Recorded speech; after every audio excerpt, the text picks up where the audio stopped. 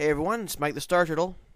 Today I'll be doing something a little bit different. I'll be discussing Game of Thrones, talking about my opinions about what I think of the series so far, as well as my predictions for what might happen during Season 5, which will be airing very, very shortly as of the time of this recording. A little late for a video like this, but better late than never, I always say, so...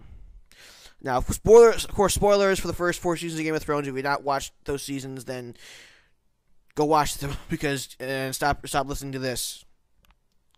And I have not actually read the book, any of the George R. R. Martin Song of Ice and Fire books, but I do know a lot about what happens during those books, both the first 3 and the 2 most recent ones. Not everything, but I might talk a little, I might vague hint in some of the things that might happen. But they've already said they're gonna be changing a lot of things from this point on too, so it probably won't do much good either. But if you haven't actually read any of the books, then well, I haven't read them either, so it's up to you. But if you want to read the books, the opening books cold, then yeah, I wouldn't watch it just in case. I wouldn't listen to this. But if you don't really care about the books, don't mind a little bit of talking about it, but you've already seen, of course, still seen the first 4 seasons of Game of Thrones, then yeah, go ahead and keep listening. Now, that disclaimer's out of the way. I'd make sure I get that disclaimer in there, because you know how people can get angry about that kind of stuff, especially with this show. Now, Game of Thrones, the series. This is a show that I wouldn't say I love, but I really, really, really like it, and I'm pretty freaking hooked. And I will continue to watch it until it finishes its run. I don't know if you guys saw the Small Council podcast with Larry Williams from Otaku Assemble and Anime Rick and a few other guys, all reviewing every episode of last season. I don't know if they did season proof stuff, but I know they did every episode of last season, and Larry was kind of like really he got to the point where he just hates this show, and he gave his reasons, and I couldn't blame him. He says he watches stuff for escapism, to escape from reality, and he just can't take the show anymore. And you know what? I don't blame him. In fact, I almost envy him, because I know that this show's broken my heart before, and probably I'm sure it will continue to do so at least several more times before it finishes. So I almost kind of envy him in that way, but I'm still hooked. I really still want to see what happens regardless. It's always good to just expect the worst on the show. It probably helps, but I don't blame his decision. Like this is one of the, it's not that good things never happen on this show, but 25% of the time at best, good things happen. That's probably the most favorable way of looking at it, the best way of rationalizing it and breaking it down. You know what I mean? But anyway.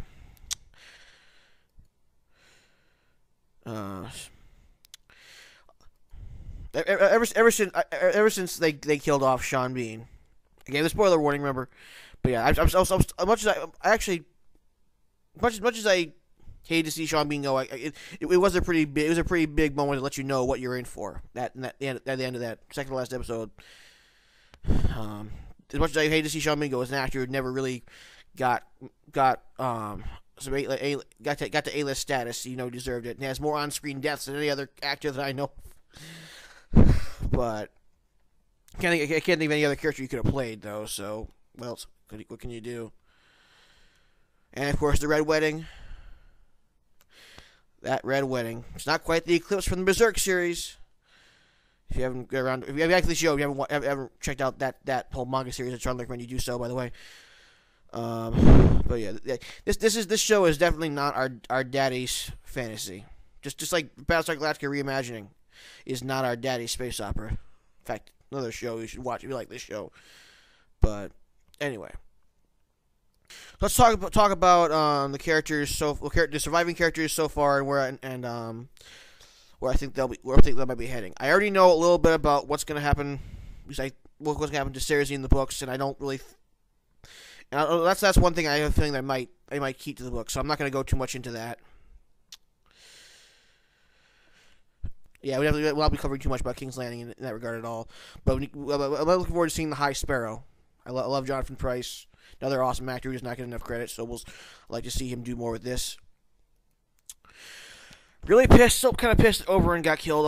I made peace with it. I understand narratively why he had to die, both what it did for Tyrion and just how the fact that his own hubris got the better of him. What I will say, he had to die, but I'm sorry, he did not need to die that badly. I'm really sorry. That scene still haunts me. I understand why they didn't do it that way, but they didn't go that messed up with his actual death. You know what I mean? If you've seen it, you know what I mean. That was they could have toned that particular part down. Like even in the books, that scene was still kind of a little. It was still pretty epic, intense, and graphically it wasn't quite that bad. But we'll get to see his daughters though. Hopefully they won't die in a similar fashion. Who knows? We'll see. But they look like they're pretty badass. So cool to see. Now let's talk about the character everyone loves, Tyrion. Now, I know in the books he doesn't really do much else. After he's not even, like, from what I hear, he's not even in really the fourth book. He doesn't do much in the fifth book, but looks like right now he's the most popular character. They're gonna at least give him something to do, even if it does not integral to the main story. I don't think it's gonna happen, but at least not this season. But I really want him to actually team up with Dany and maybe be her advisor, since she really needs more advisors right now. But that'll just be really just to see him help Dany run Slaver's Bay. That'll be really cool in itself. I mean, we know how awesome it was when he was running things in King's Landing in season 2. So to see like more of that'll be cool. Really awesome. Well, he is kind of in a serious state of depression right now, and you can't really blame him after everything he's gone through. But hopefully he'll still have his wit, because that's what makes him so awesome. But interesting to see what Varys is going to do too, now that he's no longer in his top position in Westeros too. So we'll see how that goes. Speaking of Dany, last season, very boneheaded move. Just exile Jorah like that. Yeah, I understand why she doesn't trust him anymore. Like I don't blame her. He the whole reason he usually met up with her in the first place because he wanted to spy on her and her brother, but she was his best advisor. The only other advisors he really has are Jaehaerys and Selmy, who was perfectly fine serving King Robert until he got thrown out of there. And even he was like saying, "Yeah, let's invade Westeros right now. All the houses will flog to the true bloodline." Like, and Jorah's like, "No, they're gonna flog to the side of whoever, not flogs, but they're gonna flock to the side of whoever they think is gonna win, just like they always did." So like, Sebastian telling me he should be, as a king, he should know better. And then of course Dario is just wants to keep fucking Dany. So yeah, and Grey Worm is a badass, but he's no political advisor. So let's hope Tyrion will get in there. Because she's still a little boneheaded. I still hate the fact that she burnt that witch in the end of the first season. Like that witch, she cursed Dany and made her child born a monster and put Drago into comatose. But after what the Dothraki did to her people, just raped and pillaged her people and murdered everybody except her. And Dany still likes to consider the Dothraki her people. And I don't blame this witch for being like, yeah, forgive me for fucking you over the first chance I get. And then Dany just burned her alive. That wasn't called for. I felt sorry for that witch, but really, it probably won't happen. If it does happen, it probably won't happen to the end of the season. But I really hope that Tyrion and Dany team up a little bit, just to see him help her run Slaver's Bay as the queen. That would be just really cool to see for a while, because she sure as hell ain't getting to King's Landing or anywhere in Westeros anytime soon. That's for sure. Now, Jon Snow and Sam and all the stuff at the Wall. It finally got interesting last season. Like, not that it was ever bad, but like just it was less interesting compared to everything else. I hated when they kept cutting to him and to Dany to some extent. Because I wanted to focus more on the stuff that was going, the War of Five Kings and all that. But now that that's all done, it was really cool to finally see Jon Snow be a badass. And that whole battle scene at the Wall was one of the best episodes of Game of Thrones. One of the best action scenes we've ever seen on TV, even if it was all done at night. So the effects were all awesome. Even before that, watching him just straight up not kill, but like that awesome fight scene with watching him fight Baron Gorman and playing this sadistically piece of shit, like that was cool. Nice to finally see. It's nice to see an actual piece of shit like get what's coming to him, which we don't often see in this show. Like that scene, I heard that scene wasn't in the book, so maybe they just put that in to make up for Oberyn. I don't know, but that was nice to see even before the battle. It was the way that his romance with Ygritte played out tragically. That was surprisingly well done. Pretty sad to see. And at least we still get to see Sam and getting. Who knows? We'll see how that plays out. Well, this is Game of Thrones. Maybe it'll probably play out gradually too at some point. And then Stannis, we got to see Stannis finally finally shape up and do something awesome since season 2, because he was pretty boring up until now. And yeah, I know a lot of people thought it would have been better to have him be have him save the day and have him save the day at the end of the big battle episode. But at least we got to see him in his cavalry charge and a pincer movement. Awesome scene, awesome helicopter shot in the daytime. So I really didn't like that. I thought that was a cool decision. And honestly, I respect a lot of people like Stannis. I would respect him more if he just ditches Melisandre, like all that Lord of Light shit. Not that it's bullshit, but it's creepy shit. He really should just ditch that, because nothing's good's gonna come from that. Though seeing Melisandre and giving the eyes to Jon, we'll see where that leads. But also we also see Davos. Davos is cool. Davos is one of the few kind-hearted people out there. It looks like we might see Stannis and Roose Bolton fight it out for the North. Hopefully that'll be a big thing in this season. I really hope we'll see. That'll be cool to watch.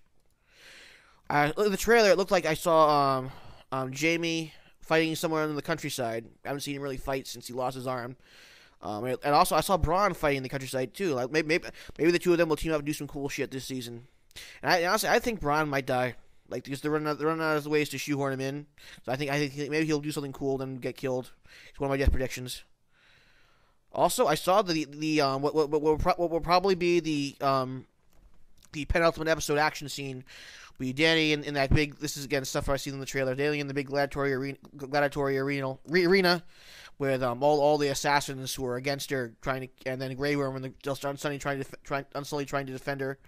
You see Grey Worm be badass, and I swear I thought I saw Jorah. It was a long shot. I think Jorah's in there. I think Jorah might end up coming to try and save her and redeeming himself, and maybe he will redeem himself in her eyes, or maybe she'll like, you know what, I kind of like you better now, but I still give you my word that I'd kill you if you ever showed your face to me again. So maybe I still have to kill you. In fact, I think that's what's happening. I think he thinks Jorah's gonna die either in that battle or executed afterwards by Dany. He's probably my top death prediction right there. Anything else? Let's see. Not sure what Brienne and Podrick are gonna do. Probably not much. We'll see what happens. They're cool, but I'm not really just interested in them. We'll just see what Arya's gonna be up to now that she's on her way to Braavos to meet up with the assassin. It still says she didn't get to the wall, but well, we can't have everything. Still, one thing this show does is it gives us hope for reunions that never come to pass. So you know what I mean. Not sure what Theon's gonna do. He might die this season. We'll see. But honestly, after everything that's happened, I kind of almost feel sorry for him. Yeah, he made some really shady decisions. I'm not defending him on that, but he paid for him. And that's another thing during season 3, all his torture. I think it was a little bit too gruesome, more gruesome than it needed to be. But as far as what they portrayed, but I almost kind of hope he gets a chance to redeem himself if they do kill him before that happens. If he does die, I hope he somewhat redeems himself before that happens. So we'll see. Hope he redeems himself. Don't really give a shit about Sansa. It was cool that she's now more of a less of a static player in the game now. She wants to be an actual player rather than just background noise. But I still don't really care about her that much. So, but at least we'll see what else Littlefinger's up to now. He's pretty much the closest thing to a main villain on this show. But yeah, I should just see what happens in the North, what Jon Snow's gonna do, and now that Mance is captured and all that stuff, and. Yeah, I'm looking forward to seeing what happens with Jorah. I can tell you right now, I'm not gambling man, but if I was, my money would be on Jorah most money would be on Jorah for dying this season, at the end of this season, and a little bit of money on Bronn and possibly Theon. Tyrion, Jon Snow, Dany, and Arya, they might die at some point, but at least one of them might die at some point, but I don't think it'll happen until later. I could be wrong, but we'll see. I don't think they're even going to die in season. My top money's on Jorah dying. And of course, Bran and Rickard aren't going to be featured anywhere in this season at all, so no sense even mentioning them. So yeah, most of my money is on Jorah dying, and possibly Bronn. That's probably where it mostly lies on. So we'll see what happens. Maybe I'm right. Maybe I'm wrong. Maybe Tyrion will die. I hope not, but we'll see. I'm gonna try to do a review of every episode this season, and if you like what you're listening to, go ahead and like this video, audio, whatever discussion, whatever it is. Comment below if you have anything to add, and subscribe to my channel. I try to do a lot of cool reviews of obscure stuff on my channel. I don't usually do this mainstream stuff, but I'd like to do that stuff to get more views. So if you like listening to me, check out the rest of my channel. Subscribe, like all that good stuff.